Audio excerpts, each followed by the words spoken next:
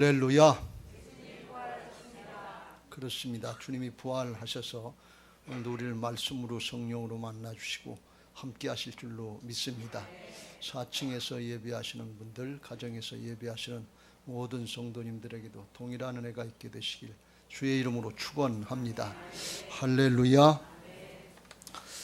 우리들이 계속해서 이스라엘 백성들의 출애굽의 과정, 구원의 역사의 과정을 봅니다. 이제 마무리가 돼가는 과정인데, 이스라엘 백성들이 가나안 땅을 정복하고 정착하면 이제 마무리가 되는데, 가나안 정복과 정착은 크게 3단계로 나눠져서 이루어진 것을 볼 수가 있습니다. 정복하는 과정도 중부지방으로 먼저 여리고성 쪽, 요단강 건너서 여리고성 쪽을 치고, 그 다음에 남부지방으로 우리나라를 경우는 충청도, 전라도, 경상도 점령하고, 그 다음에는 또 인천 상륙작전도 하고, 그래서 북쪽으로 올라가서 압록강까지 갔는데 그만 중공군이 내려오는 바람에 조금 밀려서 지금 있는데, 그거 맞아 쳐올라가고 찾고 회복해야 될 줄로 믿습니다.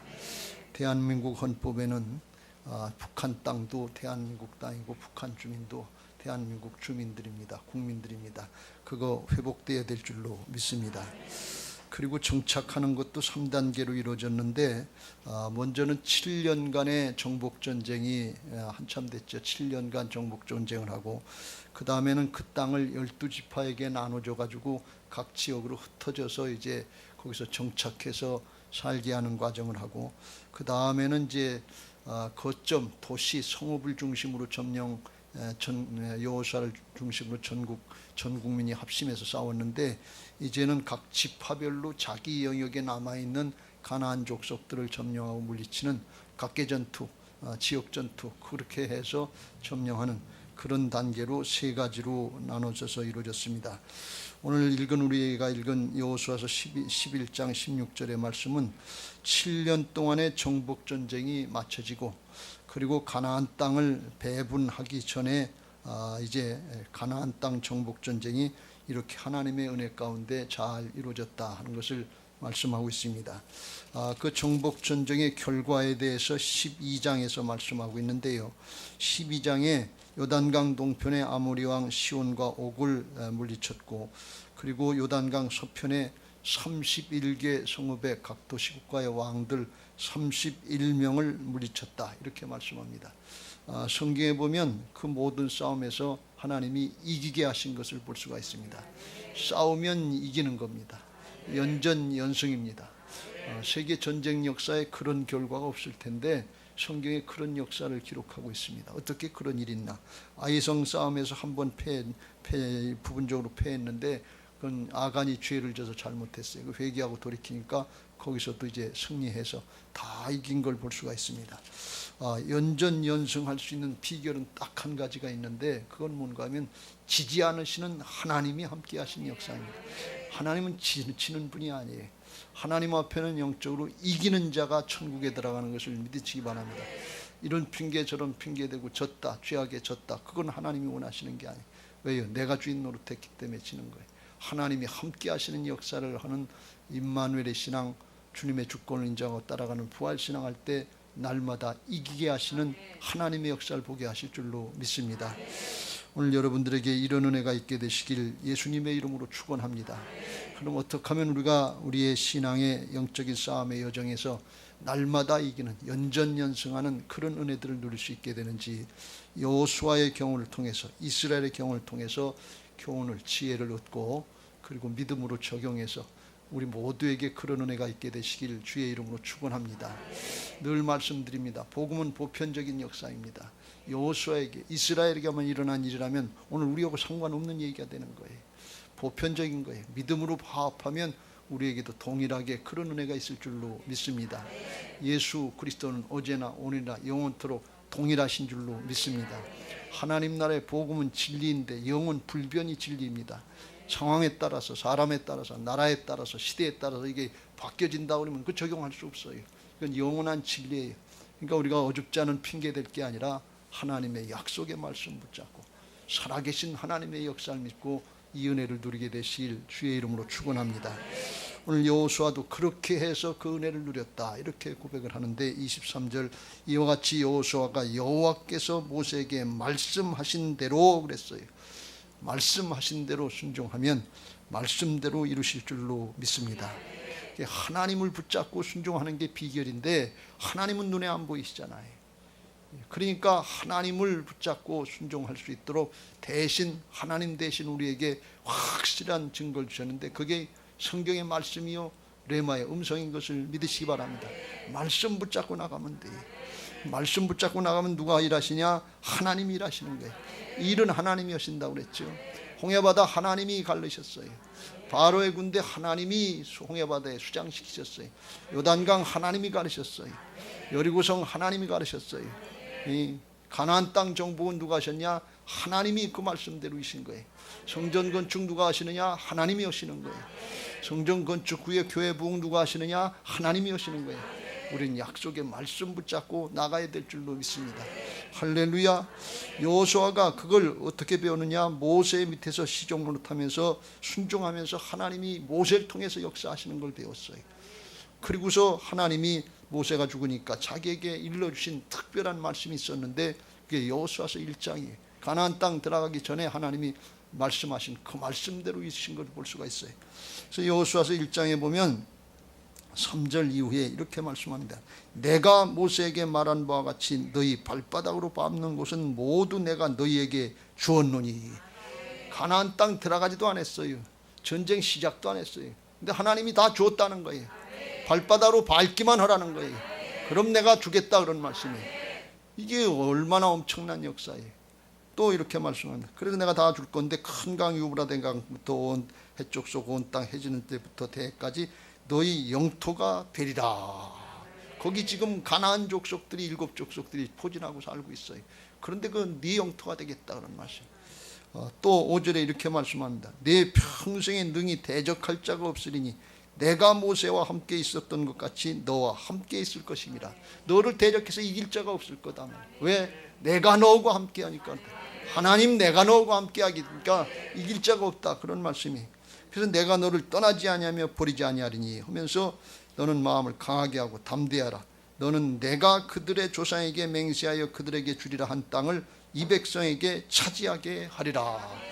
이 백성들에게 다 나눠주고 분배하고 정착할 수 있도록 차지할 수 있도록 그게 그렇게 하게 될 거다 그런 말씀이. 근데 여호수아는 아직 전쟁도 시작도 안 했어요. 가나안 땅 요단강 건너지도 않았는데 하나님이 그렇게 말씀하신다. 왜 그래요? 하나님이 하신다는 거예요. 왜 그래요? 하나님의 일이다 그런 말씀이에요. 왜 그래요? 하나님이 택하신 내 종이다 그런 말씀이에요. 여러분 이게 분명해야 돼요.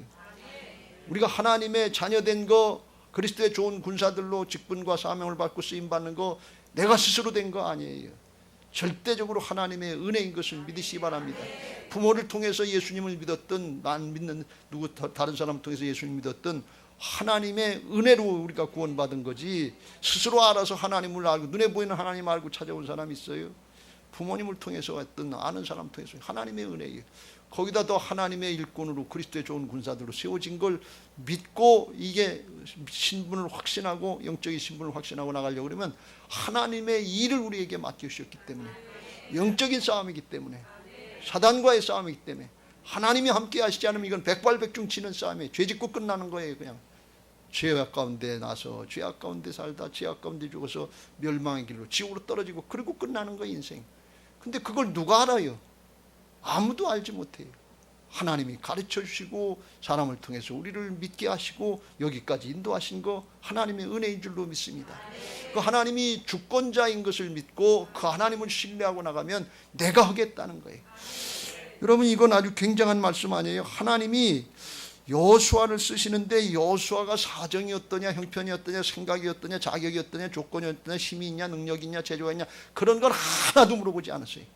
그런 건 상관없다 그런 말씀이. 뭐가 필요하냐? 하나님이 하신다는 거. 그걸 믿고 따르기만 하면 된다 그런 말씀이. 그래서 7절 8절 오직 강하고 극히 담대하여 나의 종 모세가 내게 명령한 그 율법을 다 지켜야 하고 우러나 자러나 치우치지 말라. 그리하면 어디로 가든지 형통하리니. 형통한다는 것은 내 뜻대로 된다는 것이 아니라 하나님이 말씀하신 그대로 계획하신 그 뜻대로 된다 그런 말씀이. 또다시 강조해서 이 율법책을 내 입에서 떠나지 말게 하며 주야로 그것을 묵상하여 그 안에 기록된 대로 다 지켜 행하라. 그리하면 내 길이 평탄하게 될 것이며 내가 형통하리라. 할렐루야. 하나님은 거룩하신 하나님이에요. 그래서 죄악이 있으면 하나님이 함께 하실 수가 없어요. 하나님이 하나님의 일을 하시는데 아주 능력으로 행하시는데 죄악이 없이 말씀대로 따라가면 그러면 하나님이 함께 하신다는 거예요. 형통한다는 거예요. 평탄하다는 거예요. 그러니까 우리의 삶이, 우리의 신앙과 사역이 형통하지 못하고 평탄하지 못하면 하나님 앞에 다른 거 핑계대지 말고 내가 말씀 따르고 있는지 아닌지, 주께서 내게 주신 명령 따르고 있는지 아닌지 그것부터 점검하시길 주의 이름으로 축원합니다. 그러면서 9절에 다시 이렇게 말씀합니다. 내가 내게 명령한 것이 아니냐. 강하고 담대하라. 두려워하지 말며 놀라지 말라. 내가 어디로 가든지 네 하나님 여호와가 내가 너와 함께 하느니라. 할렐루야. 어디로 가든지 하는 이 뜻은 어떤 상황을 만나든지 상관하지 말아라. 어떤 사람, 어떤 대적자를 만나든지 상관하지 말아라. 그런 뜻이에요. 내 말을 듣고 가기만 하면 그러면 하나님이 함께 하시겠다. 그런 말씀이에요. 그래서 이 여호수아서 1장을 요약하면 하나님의 일 내가 한다는 거예요. 내 일은 내가 한다. 그런 말씀이에요. 그러니까 너는 말씀 듣고 따르고 순종만 해라. 그러는 거예요. 순종하는데 가만히 앉아서 순종하는 게 아니고 말씀한 대로 어디로 가든지 말씀한 자리로 그 자리로 가라. 그런 말씀이에요. 순종의 자리로 가라. 그런 말씀이에요. 내 발바닥으로 가서 밟아라. 그런 말씀이에요. 순종의 자리로 나가면 거기서부터 하나님이 함께 하신다는 거예요. 이걸 우리가 명심해야 될 줄로 믿습니다. 우리가 신앙하면서 하나 놓치는 게 있는데 예배 시간에 나와서 예배하는 거 아주 굉장히 귀중한 자리예요. 예배 자리에 나와야 될 줄로 믿습니다. 예배 자리에 나와야 예배 은혜를 받을 수가 있어요. 부족하지만 가정에서 영상으로 예배, 그것도 예배 자리에 나와야 된다 그러니 예배 자리에 안 나오면 하나님을 만날 신령과 진정으로 찾으시고 만나주시는데 그걸 만날 수가 없는 거예요. 하나님의 음성을 들을 수가 없어요. 예배 자리에 나와야 돼요. 그런데 더 중요한 거는 하나님의 말씀을 듣고 내게 주시는 주님의 음성을 듣고 그 다음에 순종의 자리로 나가야 돼요. 거기서부터 일하기 시작한단 말이에요. 이게 신령과 진정의 예배고 더 나가서 순종의 자리에서 하나님이 역사하기 시작하는 산 제물로 우리 자신들이 드리는 영적인 예배자가 되는 것을 믿으시기 바랍니다. 그러면 하나님이 그 자리에서 가정이든 직장이든 사업장이든 학업의 현장이든 어디든지 하나님이 일하시지 못하실 자리가 없어요. 왜? 하나님은 온천지 만물을 다 만드시고 다스리는 통치자 하나님이신 것을 믿으시기 바랍니다. 여호수아가 그들이 어렵고 힘들게 생각했던 아낙 자손들을 어떻게 물리쳤냐 그런 얘기예요. 거기에 대해서 21절에 자세한 내용이 없어요. 어떻게 물리쳤다는 방법론을 말씀하시지 않아요. 왜요? 하나님이 오신 거예요. 근데 여호수아가 한 건 뭔가 하면 하나님의 말씀대로 거기로 갔다는 거예요. 갔다는 거예요. 순종의 자를 갔다는 것입니다. 그게 중요한 거예요. 21절 그때 여호수아가 가야 거기서 역사하시지. 참여해야 역사하시지. 하지도 않고 해주시면 오겠습니다. 이런 조건부들 자꾸 걸지 마세요. 축복하시면 하겠습니다. 뭘 이루어주시면 하겠습니다. 그러지 말고 그 자리로 그냥 가세요. 이게 믿음이에요. 이루어주실 줄 믿고 가는 거예요. 욕심 따라가지 말고 말씀을 따라가라 그런 말씀이에요. 욕심 따라가는 거고 말씀 따라가는 거고 큰 차이가 있는데 욕심 따라가는 건 뭔가 하면 내 욕심이니까 맨 처음엔 아주 기분이 좋고 그렇게 하면 될 것 같고 그래서 부인할 것도 없고 편하고 좋아요. 근데 말씀 따라가는 건 하나님 따라가는 건데 좁은 길이라서 이건 자기를 부인해야 돼요. 그게 힘들고 어려운 길 같고 하기 싫은 길 같고 그래요. 그게 차이가 있어요. 하나님의 길 따라가는데도 그렇게 기분 좋고 아주 좋고 그런 사람은 이건 아주 특별한 사람이죠. 그렇게까지 되시길 주의 이름으로 축원합니다. 그런데 이게 좁은 길이지만 어려운 길이지만 하나님의 말씀에 순종하는 길이면 자기를 부인하고 따라가면 거기서부터 하나님이 부활의 역사 이루시는 것을 믿으시기 바랍니다. 순종의 자리로 나가는 과정 그게 십자가의 길이에요. 거기 나가면 그 다음에 하나님이 함께 하시는 부활의 역사, 복음의 역사가 있는 것을 믿으시기 바랍니다. 여호수아가 그걸 하니까 하나님이 아낙 자손들을 물리쳐 주셨더라 그럽니다. 우리가 잘 아는 창세기 22장에 보면 아브라함이 그의 아들 이삭 백세 얻은 아들 독자를 바치라 그러니까 이거 힘들고 어려운 일인데 3일 길을 자기를 부인하고 터덜터덜 그 아들 데리고 모리아산에 갔어요. 거기 가서 이제 여러 가지 과정이 있었습니다만 아이를 이제 단을 쌓고서 나무로 단을 쌓고 아이를 거기 올려놓고 잡으려고 각을 뜨려고 칼을 빼들고서 각을 뜬다는 것은 제물을 드리려고 목 따로 팔 따로 몸뚱아리 따로 발 따로 이거 잘라서 드리는 거거든요. 그러니까 이거 굉장히 얼마나 힘든 일이냐 말이에요. 그 진짜 하려고 칼 빼들었는데 하나님이 그때 아브라함아 멈추시게 하는 거예요. 그러면서 하시는 말씀이 12절 사자가 이르시되 그 아이에게 내 손을 대지 말라. 그에게 아무 일도 하지 말라. 내가 내 아들 내 독자까지도 내가 내게 아끼지 아니하였으니 내가 이제야 내가 하나님을 경외하는 줄 아노라. 순종의 자리로 나가야 돼요. 이제야 내가 나를 진짜 믿는 줄 알겠다 그런 말씀. 순종의 자리로 안 나가면 하나님이 100세의 아들 얻은 거 하나님이 주신 거예요. 그거 하나님이 모르시지 않아요. 우리가 서원 성취하고 문제 해결한 거 그거 하나님이 아셔요. 그런데 믿음으로 인정하지 않아요. 그거 바쳐보라 그런 얘기예요. 주님의 주권을 인정해봐라 그런 얘기예요. 그러니까 그때 인정하신다고 그 말씀하십니다. 그러시면서 이제 깨우쳐 주니까 아브라함이 그때 눈을 들어 살펴본즉 한 수량이 뒤에 있는데 뿔이 수풀에 걸려 있는지라 아브라함이 가서 그 수량을 가져다가 아들을 대신하여 번제로 드렸더라. 하나님이 대신해서 이루어주시는 것을 믿으시기 바랍니다. 순종의 자리에 가보면 알아요. 그래서 아브라함이 그걸 깨닫고 그 땅의 이름을 여호와 이레라 하였으므로 오늘날까지 사람들이 이르기를 여호와의 산에서 준비되리라. 순종의 자리에 가보면 하나님이 준비하신 걸 깨닫게 된다는 거예요. 여호와 이레가 그때부터 시작된다는 거예요. 이루어주시면 하겠습니다. 축복해 주시면 하겠습니다. 이런 조건부 육신의 생각을 따르지 말고 하나님 말씀하시옵소서. 종이 따르겠습니다. 가라 그러면 가고 오라 그러면 오겠습니다. 그래야 믿음이지요. 다 이루어진 걸 보고 나가는 건 상식이지 믿음이 아니에요. 그걸 육신적인 신앙이라고 그러는데 육신을 따라 행하는 건 사망의 결과로 맺어집니다. 자기를 부인하고 말씀 따라갈 때 그때 생명이요 그때 하나님의 평강이 주어지는 것을 믿으시기 바랍니다. 은혜가 주어지는 거예요. 여러분 이 순종의 자리는 하나님이 예비하시는 자리예요. 산양도 준비했지만 그 후에 말씀을 건 하나님께서 이삭과 그 후손들을 축복하시는 대적의 문을 얻게 하시는 자자손손 복을 주시는 하나님의 축복의 자리인 것을 믿으시기 바랍니다. 순종의 자리에 가보면 알아요. 우리들이 순종의 자리로 갈 때 우리의 자녀 손들이 복을 받게 될 줄로 믿습니다. 우리의 믿음의 조상들이 순종의 자리로 보릿고개 넘어서 6.25 전쟁 넘어서 일제 30년 넘어서 순종의 자리로 나간 결과가 대한민국이 여기까지 복을 받았는데 이제 좀 살만해졌다고 순종의 자리를 안 나가요. 예배의 자리를 안 나가요. 기도의 자리를 안 나가요. 순종의 자리를 안 나가요. 한국 나라 자체가 어려워지잖아요. 지금 통째로 어렵잖아요. 세계가 어렵잖아요. 순종의 자리로 나가시길 주의 이름으로 축원합니다. 순종의 자리는 은혜의 자리입니다. 순종의 자리는 축복의 자리입니다. 순종의 자리는 주님과 함께하는 자리입니다.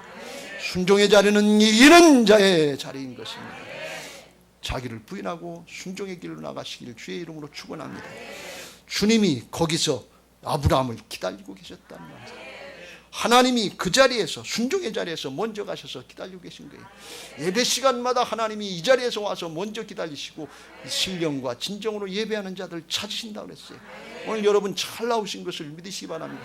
태풍 분다고 하는데 큰 태풍이 분다고 그러는데 아침부터 비가 올라간다고 그러는데 우리 어르신들이 얼마나 나오실까. 그게 어저께 저녁부터 제 기도의 제목이었어요. 아주 잘 나오셨어요. 순종의 자리 하나님의 은혜의 자리인 줄로 믿습니다. 성가대가 오늘 꽉 차서 제가 오늘 기분이 아주 얼마나 좋은지 몰라요. 코로나 가운데 믿음 잘 지키고 순종의 자리 지키신 거 하나님께서 그 과정을 통해서 역사하실 줄로 믿습니다. 왜냐하면요 우리는 자꾸 상황을 보고 문제 해결 결과들 이게 결과인 줄 알고 그걸 하는데 아니에요. 순종의 자리 나간 그 내가 복이에요. 내가 은혜예요. 내가 축복이에요. 내가 믿음의 사람이 됐다는 거 이게 축복이지. 이루어지고 있던 이거 조금 있으면 지나가요. 하나님 100세 얻은 아들 이삭에도 그거 바쳐보라고 그러잖아요. 근데 그거 바칠 수 있는 사람이 얼마나 되겠어요. 힘든 일이지요. 근데 순종하면 하나님이 죽이시는 게 아니라 살리시는 하나님이 더 큰 것을 복 주시려고 하시는 은혜의 하나님이신 것을 믿으시기 바랍니다. 어떤 형제가요 아주 친하고 그냥 정말 죽고 못 사는 그런 형제가 있었는데 세계 1차 대전 때 전쟁에 둘이 다 같이 나갔대요. 그래서 전쟁에서 포탄이 쏟아지는데 형이 먼저 총에 맞았대요. 근데 후퇴하는 길이라 그걸 총에 맞아서 쓰러졌는데 데리고 올 수가 없는 거예요. 소대장이 후퇴하라 그러는 게, 그 형을 죽어가는 걸 보면서 나도 그냥 동생이 온 거예요. 그 후퇴 와가지고 진지에 와가지고서 형 생각만 나는 거예요.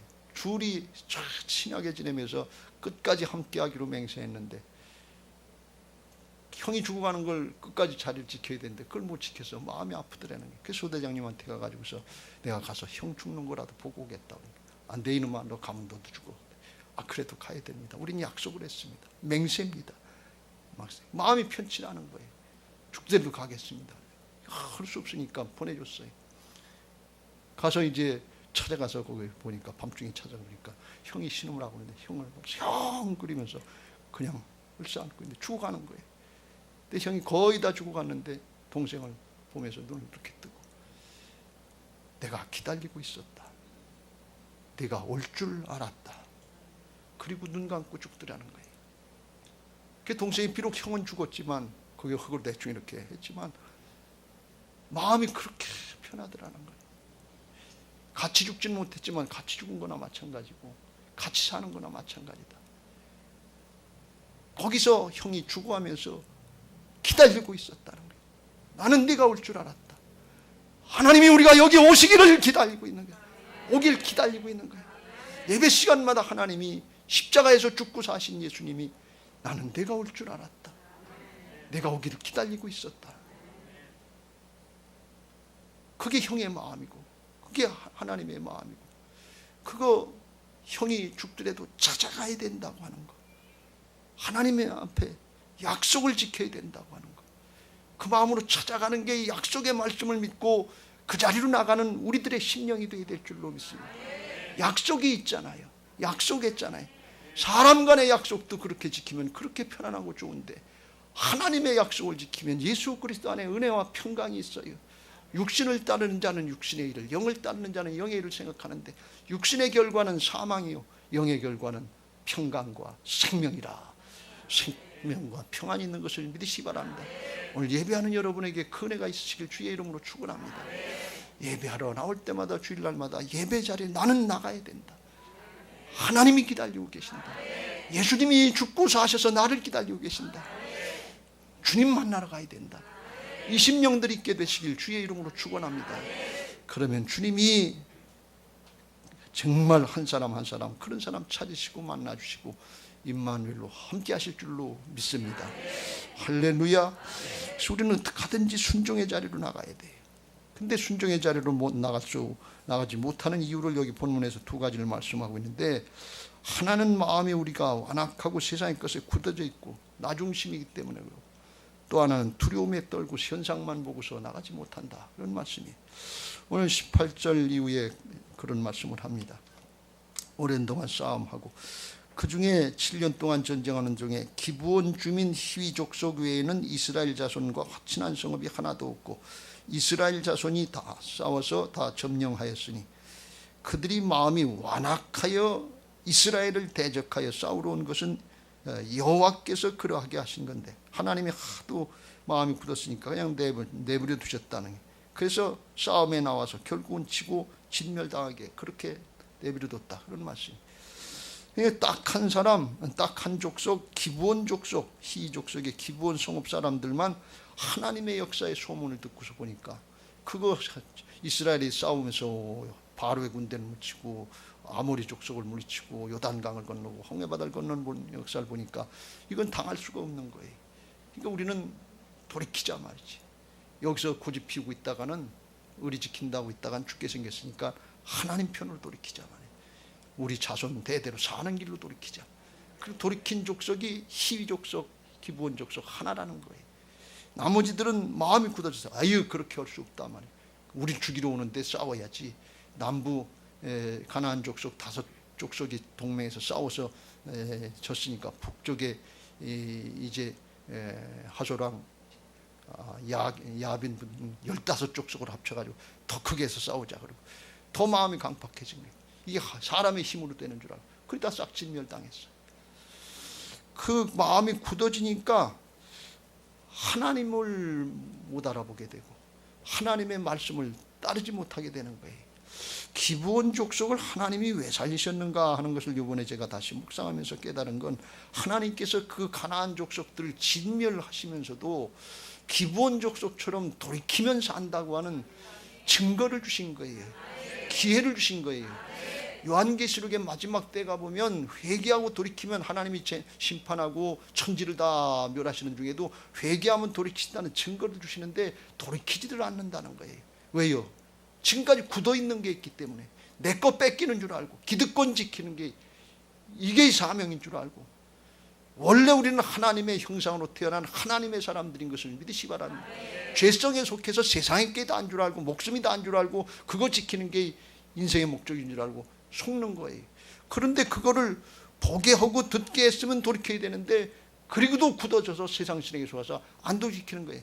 그러니까 이게 세상 사람들, 안 믿는 사람들이 볼 때에는 당연한 거예요. 너무나 당연한 거예요. 제가 이걸 가지고 고민을 많이 했어요.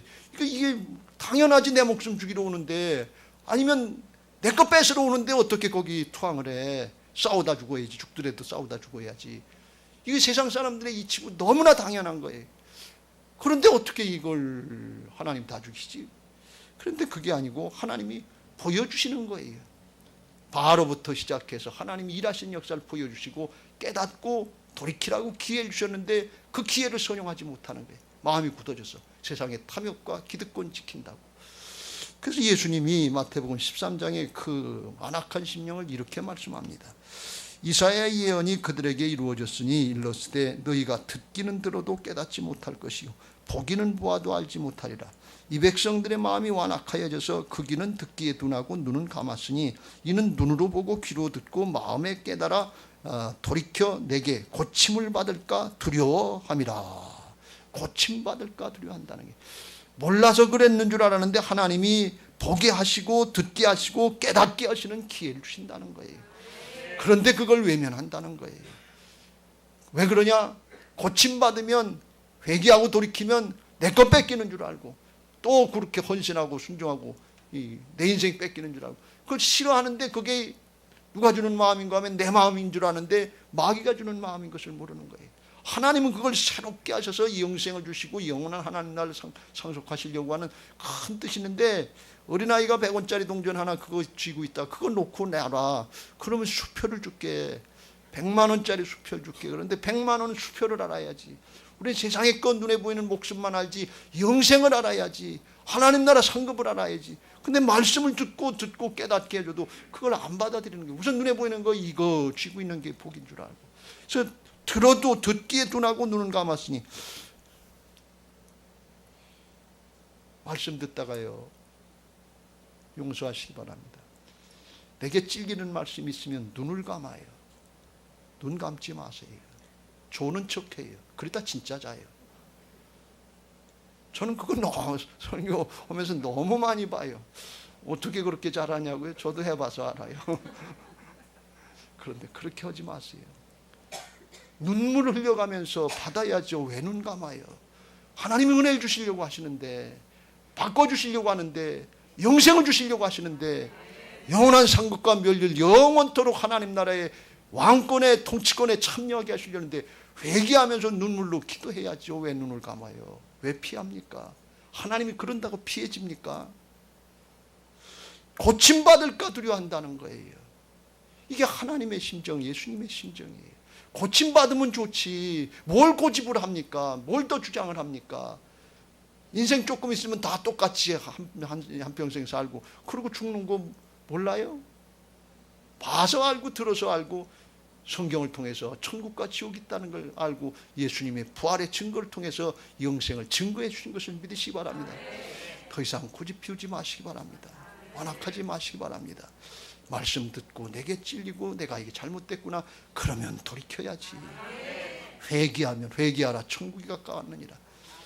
복음 받아들이는 첫 번째 순서가 회개. 왜? 우리는 죄성을 가지고 태어나서 이기적이고 세속적인 마음으로 살기에 그렇게 변질이 되어 있어요.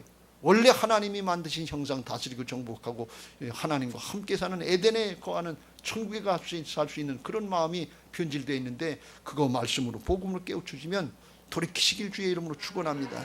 내 시간 뺏으려고 그러지, 내 물질 뺏으려고 그러지, 내 인생 뺏으려고 그러지, 날 부려먹으려고 그러지. 아니에요. 하나님이 내가 하신다니까요. 하나님이 능력이 하나님이시라니까요. 너 없어도 된다 그런 얘기예요. 그런데 뭘 뺏어요, 뺏기를. 하나님이 가령 줄이실지라도 너희에게 구하지 않는다 그랬어요. 하나님이 없으셔서 그런 게 아니에요. 하나님 오해하시지 말고 그냥 따르고 순종하시길 주의 이름으로 축원합니다. 사울왕이요, 처음에는 시골 촌띠 같은 청년이 수줍고 겸손하고 순수했어요. 제비 뽑아서 너 왕노릇 해라 그러니까 아유 내가 어떻게 왕노릇 하냐고 마차 뒤에 짐 가운데 키가 볼적했는데도 주저앉아서 숨고 난 못한다고, 난 못하고 그랬던 사람이에요. 그런데 하나님이 왕 삼아주시고 전쟁에 블레스에 나가서 싸우는 대로 이기게 하시는 거예요. 왜? 하나님이 함께 하시니까. 여러분이 하나님이 가끔 우리를 세워주시려고 이기게 하시고 형통하게 하시고 문제가 해결되고 할 때 그때 착각 떨어지 마세요. 일을 하라고 세워주시는 것이 날 내세우라고 세워주는 거 아니라는 걸 꼭 명심하시길 주의 이름으로 축원합니다. 그러니까 그때 교만해졌어요, 사울왕이. 그래서 그때부터는 말을 안 듣는 거예요. 순종을 안 하는 거예요. 아말렉 족속 진멸하라고 그랬는데 진멸 안 하는 거예요. 자기를 위해서 기념비를 세우고 내가 했다. 그리고 기념비 세우고 그런 걸 하는 거예요. 그걸 사무엘 선지자를 통해서 깨우쳐 주십니다. 사무엘상 15장 19절 어찌하여 왕이 여호와의 목소리를 청종하지 아니하고 탈취하기에만 급하여 여호와께 악하게 여기시는 일을 행하였나이까. 20절 사울이 사무엘에게 이르되 핑계댑니다. 나는 실로 여호와의 목소리를 청종하여 여호와께서 보내신 길로 가서 아말렉 왕 아각을 끌어왔고 왜 끌어와요? 진멸하라고 그랬는데 죽이지 않고 미안하니까 자기 감정을 따른 거예요. 21절 다만 백성이 마땅히 멸할 것 중에서 가장 좋은 곳으로 길갈의 성소에 가서 하나님께 제사하려고 좋은 양들 소들 그것만 남기고 진멸 안 했습니다. 그건 자기 욕심이지 하나님께 제사 드리려고 했던 게 아니에요. 사무엘 선지자가 드러내니까 그때서 핑계를 대는 거지. 사무엘이 말씀합니다. 22절 시작. 사무엘이 이르되 여호와께서 번제와 다른 제사를 그의 목소리를 청종하는 것을 좋아하신 것 같이 좋아하시겠나이까. 순종이 제사보다 낫고 듣는 것이 수대양의 기름보다 나으니. 23절 이는 거역하는 것은 점치는 죄와 같고 완고한 것은 사신 우상에게 절하는 죄와 같음이라. 왕이 여호와의 말씀을 버렸으므로 여호와께서도 왕을 버려 왕이 되지 못하게 하셨나이다. 완고한 거, 자기 고집 피우는 거, 자기 습관대로 하려고 하는 거, 이게 거짓 우상을 섬기는 거와 마찬가지다. 자기를 섬기는 거예요.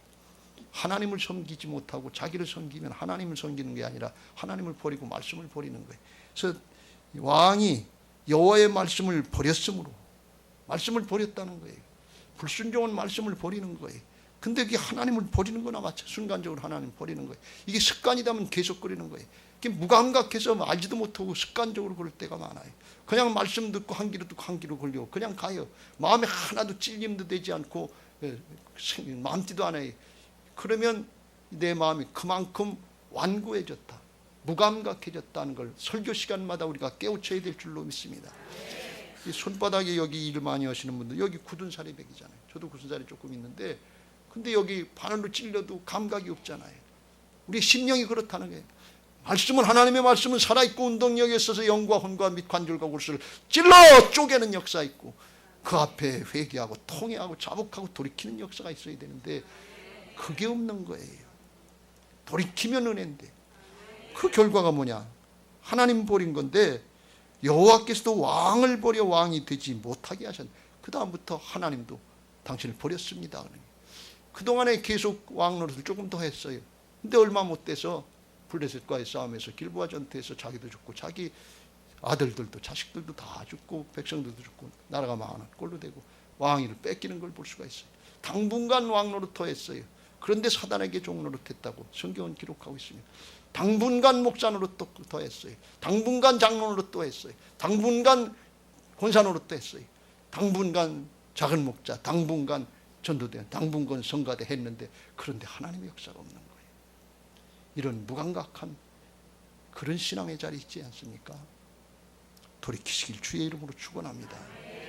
굳은 마음, 난 별일 없어 하는 굳은 마음, 이게 얼마나 무서운 건지 몰라요. 이스라엘 백성들하고 대적하려 싸웠던 가나안 족속들이 그랬다는 거예요. 다 굳은 마음인데 희 족속, 이 기브온 족속 하나 나오는데 다 저쪽 편이고 하나 나오려니까 얼마나 힘들겠어요. 얼마나 창피하겠어요. 다른 사람도 괜찮은 것처럼 가만히 있는데 회개하고 돌이키는 거 얼마나 창피하겠어요.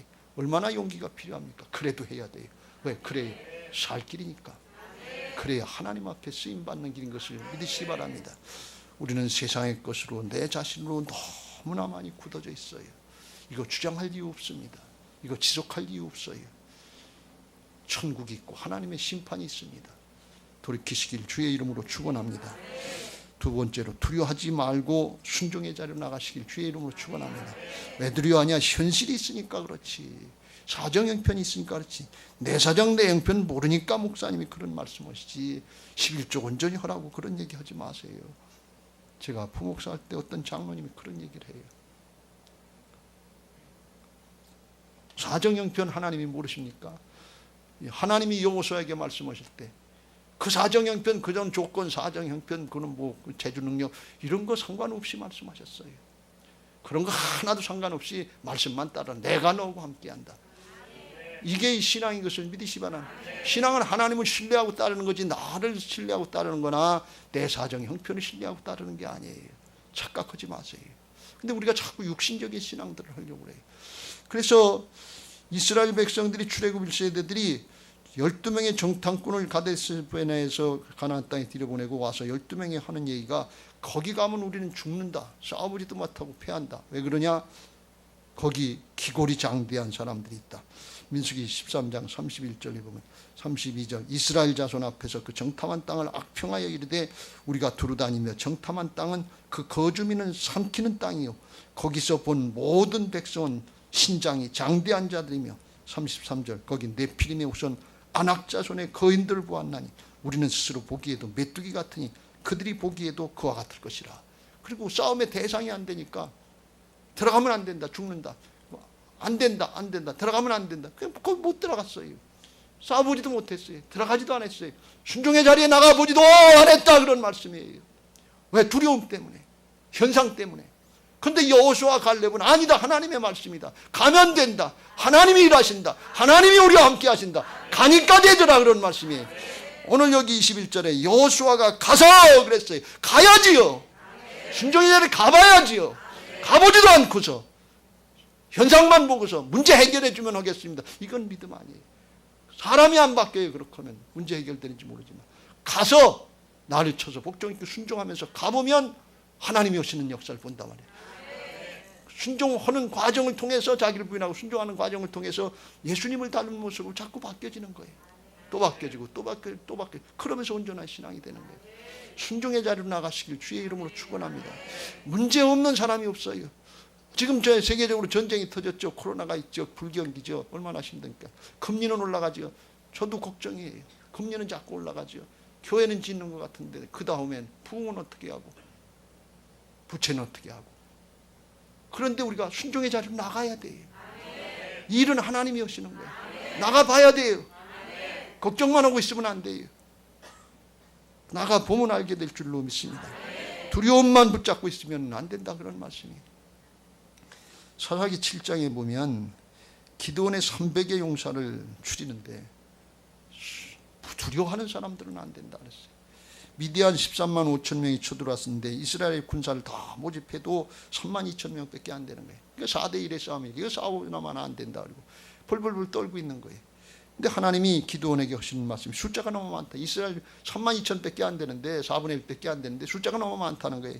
그러시면서 말씀하십니다. 2절 여호와께서 기드온에게 이르시되 너를 따르는 백성이 너무 많은즉 내가 그들의 손에 미디안을 넘겨주지 아니하리니 이는 이스라엘이 나를 거슬러 스스로 자랑하기를 내 손이 나를 구원하였다 할까. 두려워 벌벌 떨고 그런 사람들이 또 무의가 되면 내가 했다고 그런다는 거예요.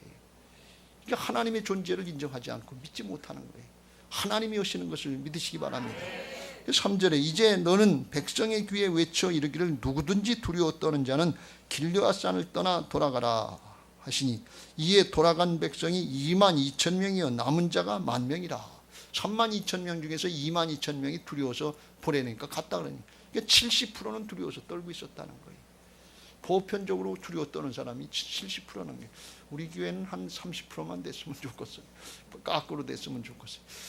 기왕이면 새 예루살렘 성전에 믿음의 사람으로 싹 다 들어가시기를 예수님의 이름으로 축원합니다. 온 가족 싹 다 들어가시길 주의 이름으로 축원합니다. 온 목장 싹 다 들어가시길 주의 이름으로 축원합니다. 온 다음 세대 우리의 전도 대상자까지 싹 다 들어가시길 주의 이름으로 축원합니다. 두려워하지 말고 일은 하나님께서 하실 걸 믿고 우리는 순종의 자리로 나가면 될 줄로 믿습니다. 근데 하나님이 10,000명도 너무 많다는 거예요. 그러면서 테스트를 하시는데 물가로 가서 물을 먹여봐라 그랬어요. 그게 사막 지역이니까 목이 마르니까 물가로 데려가니까 9,700명이 그냥 목이 마르니까 넙죽 엎드려서 물을 먹는 거예요. 근데 300명은 손을 다 물을 떠가지고서 사방을 살피고 그리고 별일 없으니까 그때 핥아먹다 터더라니. 하나님이 그 300명을 쓰시겠다는 거예요. 6절 손으로 움켜 입에 대고 핥은 자의 수는 300명이요 그 외에 백성은 다 무릎을 꿇고 물을 마신지라. 7절 시작. 여호와께서 기드온에게 이르시되 내가 이 물을 핥아먹은 300명으로 너희를 구원하며 미디안을 내 손에 넘겨주리니 남은 백성은 각각 자기의 처소로 돌아갈 것이니라. 300명만 내고 그 300명을 통해서 13만 5천 명 450대 1의 싸움에서 하나님의 방법으로 이기게 하시는 것을 볼 수가 있습니다. 할렐루야. 이 300명이 어떤 사람이에요? 하나님 앞에 택함받은 그리스도의 군사들, 하나님의 군대라고 하는 사명의식 있는 사람들이에요. 하나님이 함께 하신다. 그걸 믿고 그 사명을 받고 목마라서 물을 먹어야 되는데 똑같이 다 목마르지 똑같이 안 마는 사람이 있어요. 똑같이 두렵지 똑같이 안 두려운 사람 어디 있어요? 똑같이 어렵지요. 그런데 자기 본분이 뭔지 그걸 깨달았으면 육신의 소욕을 먼저 따르지 않는다는 거예요. 육신의 정욕을 먼저 따르지 않는다. 내 필요를 먼저 하지 않는다는 거 아니에요. 사명을 생각한다는 거예요. 죽더라도 믿음부터 지킨다는 거예요. 그 사람들을 택하셔서 하나님이 일하신다는 것입니다. 기왕이면 기드온의 300의 용사가 되시길 주의 이름으로 축원합니다. 그게 프로테주를 이야기하면 1%도 안 되는 거예요. 32,000 중에 300명 0.97%예요. 근데 하나님이 그런 사람들을 세우셔서 하나님의 역사를 이루시는 것을 믿으시기 바랍니다. 두려워하지 말고 하나님이 여신다고 하는 걸 믿고 우리 가정의 인가기도 하나님이 여신다는 걸 믿고 순종의 자리, 전하는 자리, 그냥 순종하는 자리로 가세요. 오늘 그 마음 주셨으면 가서 전하세요. 그러면 가족이 다 함께 들어가게 될 줄로 믿습니다. 목장에 마음 주셨으면 작은 목자들이 가서 순종해서 목원들에게 전하면 하나님이 일하실 줄로 믿습니다. 함께 들어갈 수 있게 되시길 주의 이름으로 축원합니다. 우리의 자녀들 다음 세대가 아니라 다른 세대가 되기 쉬운데 그거 가서 부지런히 전하세요. 그러면 하나님께서 함께 하실 줄로 믿습니다. 그렇지 않으면 어떻게 되느냐? 이 두려움 가운데 붙잡히면 해결이 안 돼요. 왜? 현실이 있으니까. 근데 그 두려움이 얼마나 무서운 건지 이게 불신앙인데 순종의 자리를 못 나게 하니까 이게 불순종이고 죄악이에요. 그 결과가 어떻게 되느냐? 영원한 심판, 영원한 멸망이 이루고 가는 거예요. 요한계시록 21장 8절 그러나 두려워하는 자들과 믿지 아니하는 자들과 흉악한 자들과 살인자들과 음행하는 자들과 점술가들과 우상 숭배자들과 거짓말하는 모든 자들은 불과 유황으로 타는 못에 던져지리니 이것이 둘째 사망. 목숨만 죽는 게 아니라 영원히 죽는 지옥이 있는데 그 제목들이 쭉 있는데 두려워하는 자들이 첫 번째예요. 저는 그 맨 처음에 이게 이해가 안 됐어요. 믿지 않는 사람들이 지옥 간다는 건 당연한 건데 두려워하는 자가 어떻게 첫 번째인가? 근데 보니까 창세기 보니까 죄 짓고 나서 아담과 하와가 하나님 만나는 게 두려워하는 거예요. 고침받을까 두려워하는 거예요. 순종하는 게 두려운 거예요. 내 것 뺏기는 줄 알고. 그게 마귀가 주는 마음인데 그걸 모르고 눈에 보이는 현상만 보이고 사람만 보이고 사정형편만 보이지 하나님이 안 보이는 거예요. 하나님이 없는 거예요. 말씀이 없는 거예요. 하나님 없는 신앙, 말씀 없는 신앙이 이게 불신앙 아니에요. 이게 반역죄가 아니에요. 죄라 하면 저희가 나를 믿지 아니하며 두려워하지 말고 주님은 말씀하시기를 강하고 담대하라 그랬어요. 강하고 담대하는 건 사정형편 보고 강하고 담대하는 거고 말씀 지킬 땐 오직 마음을 극히 강하고 담대하는 말씀 지키는 걸 더 잘하라 그런 말씀이 여기다 승부를 걸라 그런 말씀이 그럼 나머진 주께서 하시겠다 그런 말씀 여기다 승부 거시고 두려워하지 말고 순종의 자리로 나가시길 주의 이름으로 축원합니다. 고집 피우지 말고 순종의 자리로 나가시길 주의 이름으로 축원합니다. 그렇게 하고 싶은데 안 되는데 어떻게 해요? 그런 마음이 여기 모가지까지 죄송합니다. 목까지 올라오셨을 텐데 그것도 하나님이 해결해 주세요. 부활신앙으로 주님의 주권을 인정하고 따르면 순종의 자리로 나가게 하실 줄로 믿습니다. 부활의 신앙은 주님의 주권을 인정하고 따르는 신앙인데 주님의 주권을 인정하고 따르는 첫 번째 요소 중에 하나가 뭔가 하면 기도하는 거예요. 주님 어떻게 할까요? 주님 따르고 순종하게 해주옵소서.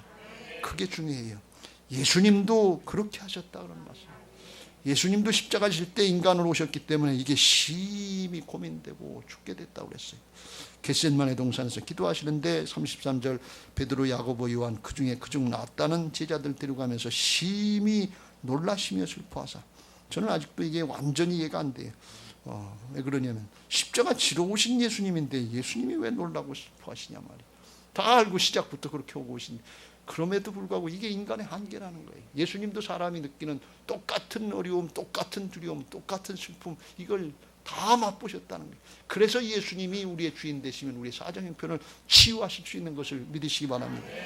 말씀하실 때 내 마음이 심히 고민하여 죽게 되었으니 너희는 여기 머물러 깨어있으라 하시고 조금 나아가서 땅에 엎드려 될 수 있는 대로 이때가 자기에게 지나길 십자가 안 지셨으면 좋겠다는 거예요. 그런데 36절 시작.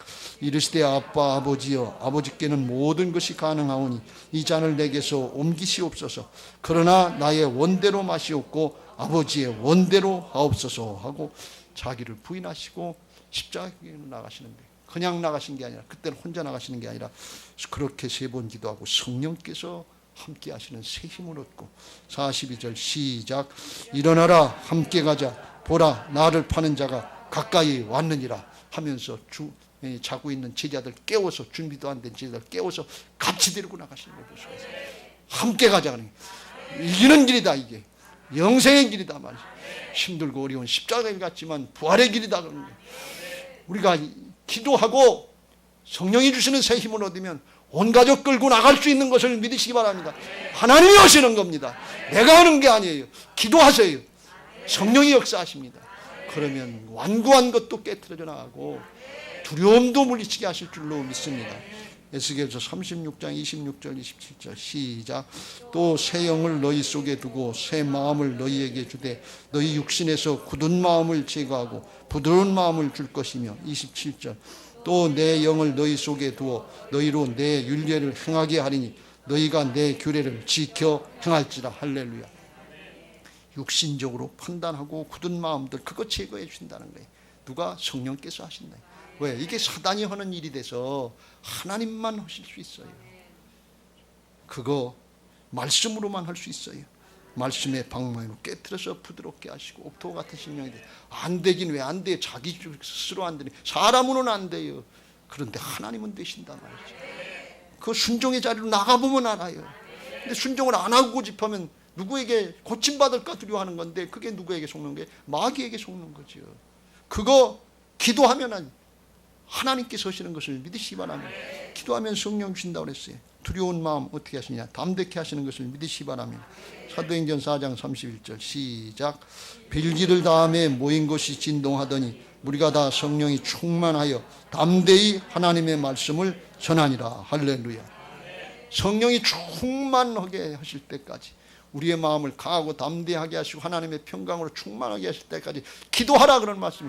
빌기를 다하매 그랬어요.